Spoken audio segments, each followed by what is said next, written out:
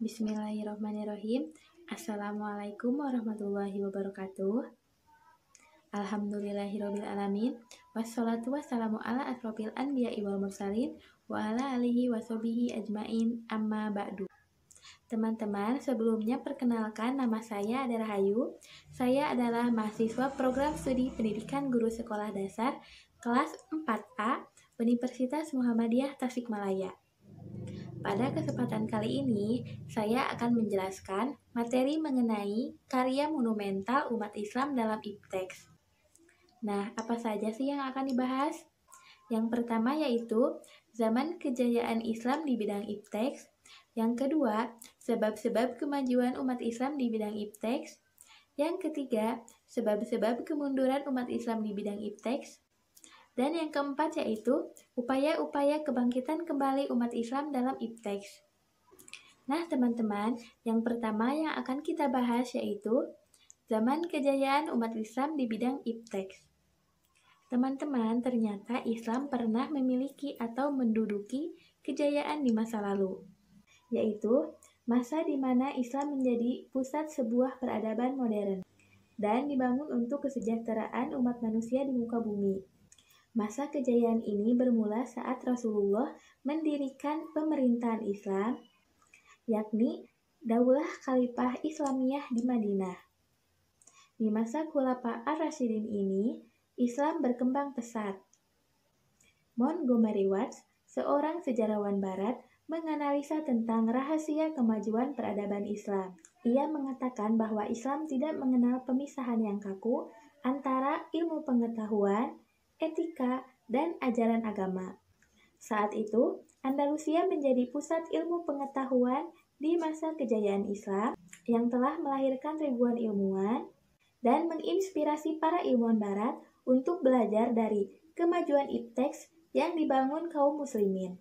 Terjemahan buku-buku bangsa Arab, terutama buku-buku keilmuan, hampir menjadi satu-satunya sumber pengajaran di perguruan-perguruan tinggi Eropa selama 5-6 abad.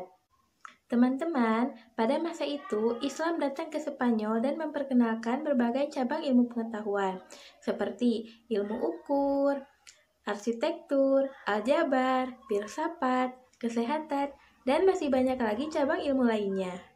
Kekhalifahan Abbasiyah tercatat dalam sejarah Islam dari tahun 750 sampai 1517 Masehi atau 132 sampai 923 Hijriah. Diawali oleh Khalifah Abu al-Abbas as-Sofah dari tahun 750 sampai 754 Masehi dan diakhiri oleh Khalifah Al-Mutawakil Alaillah III dari tahun 1508 sampai 1517 Masehi. Dengan rentang waktu yang cukup panjang, yaitu sekitar 767 tahun, kekhalifahan ini mampu menunjukkan pada dunia ketinggian peradaban Islam dengan pesatnya ilmu pengetahuan dan teknologi di dunia Islam.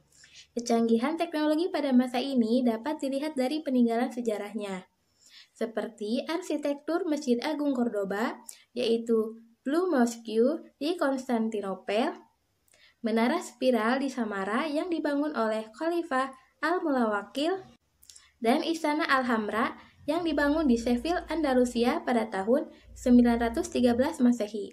Nah, berikut ini adalah para penemu atau ilmuwan yang sangat berpengaruh terhadap ilmu pengetahuan.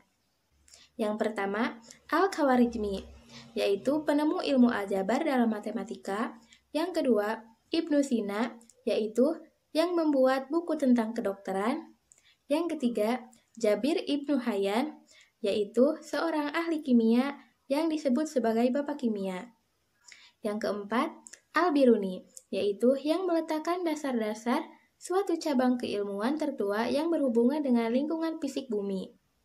Yang kelima, Abu al-Jahwari, yaitu yang menemukan teknik patah tulang dan membuat kitab untuk menyembuhkan luka pada saat operasi. Yang keenam, Ibnu Haytham, yaitu dikenal sebagai bapak ilmu mata atau optik. Dan yang terakhir, yaitu Ar-Razi, yaitu orang pertama yang dapat menjelaskan tentang penyakit cacar, alergi, demam, dan asma sebagai daya mekanisme tubuh. Sekarang pembahasan yang kedua, yaitu tentang sebab-sebab kemajuan umat Islam di bidang ipteks. Nah, secara umum, ada beberapa faktor yang mendukung kemajuan ipteks di dunia Islam saat itu, yakni pertama, kesungguhan dalam mengimani dan menjalankan ajaran agama, sehingga melahirkan individu-individu yang unggul. Yang kedua, motivasi agama. Yang ketiga, faktor sosial politik. Yang keempat, faktor ekonomi. Dan yang terakhir, faktor dukungan dan perlindungan dari penguasa saat itu. Nah, pembahasan yang ketiga yaitu tentang sebab-sebab kemunduran umat Islam dalam ipteks. Ada beberapa faktor yang menyebabkan kemunduran ipteks dalam Islam, yaitu yang pertama, kesadaran orang Barat akan arti penting penguasaan ipteks bagi peningkatan kesejahteraan rakyat sangat tinggi. 2. Orang Barat yang pada umumnya beragama Nasrani ingin menunjukkan bahwa melalui agama Nasrani mereka pun dapat maju di bidang ipteks sejajar dengan umat Islam. Tapi pada perkembangan selanjutnya, setelah mereka mendapatkan kemajuan di bidang ipteks, mereka justru meninggalkan agama mereka, sehingga mereka menjadi sekuler dan antara agama dan ipteks berjalan masing-masing. 3. Orang-orang Barat yang berjiwa petualang berusaha untuk menemukan pusat perdagangan baru, sehingga yang mulanya Mesir dan Syria ramai dikunjungi para pedagang dari India dan Eropa. Setelah mendapatkan pusat perdagangan baru, kedua tempat tersebut menjadi sepi, sehingga menyebabkan sumber pendapatan negara-negara Islam menjadi berkurang. 4.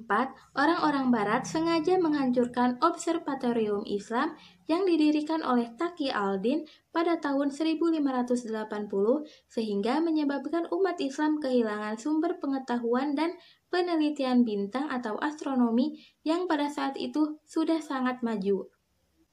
Kelima, akibat kolonialisme, stabilitas politik dan kemakmuran ekonomi menjadi menurun. Padahal, hal tersebut merupakan akar utama bagi berkembangnya ipteks. Nah, pembahasan yang keempat atau pembahasan terakhir yaitu tentang kebangkitan kembali umat Islam dalam ipteks.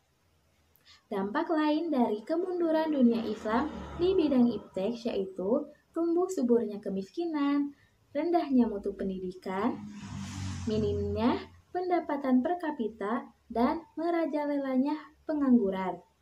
Di samping itu, banyak di antaranya negara-negara Islam yang terjerat hutang luar negeri. Indonesia misalnya, 60% penduduknya hidup di bawah garis kemiskinan dan 10-20% hidup di bawah kemiskinan absolut. Negara-negara Islam yang lain, meskipun tidak separah Indonesia, tapi mereka pun menghadapi problem yang tidak jauh berbeda, terutama dalam hal hutang luar negeri.